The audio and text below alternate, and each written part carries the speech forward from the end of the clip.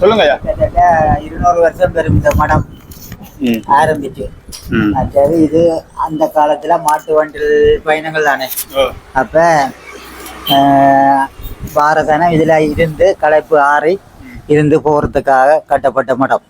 மற்றது இதுல ஒவ்வொரு தூண்லையும் பழைய அந்த ஒவ்வொரு ஆக்கள் பேர்களும் கிடக்கு. ஆனா அது கம்பஸில் போனா பார்க்கலாம், நல்ல தெளிவாக அவங்கள எடுத்து வச்சுக்கிறாங்க. மற்றபடி அதில் ஒரு கிணத்துக்கிட்ட ஒரு தூண் ஒன்று இருந்தது, சுமைதாங்கி என்று சொல்லி.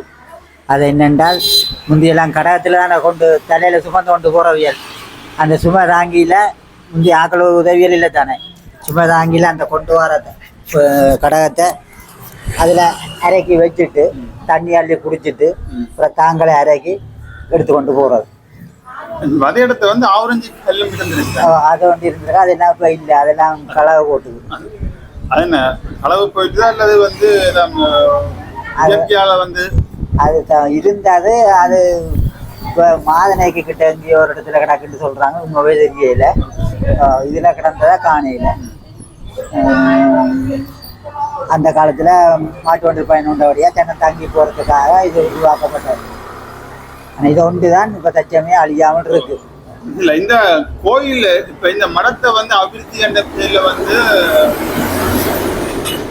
இது தொல்பொருளுக்கு சொந்தமானது. இது கோயிலுக்கும் இதுக்கும் தொடர்பு இல்லை, இது அரசாங்கத்துக்கு இல்லை. இதை வந்து முதல் வந்து இந்த இடித்தளிக்கிறதுக்கு ஒரு முயற்சி மேற்கொள்ளப்பட்டதா ஒரு கூப்பன்ல வந்து படித்தேன் நான். இடித்தளிக்கிறதுக்கு வந்து முயற்சி ஏதாவது வந்து தோல்வி அடைஞ்சு போனதா வந்து ஒரு அப்படி இல்லை. ஆனா இது 2-3 தரம் லொரியல் இடிச்சு சேதமானது. ஆனா அவையில தூக்கி சிறை செய்தது.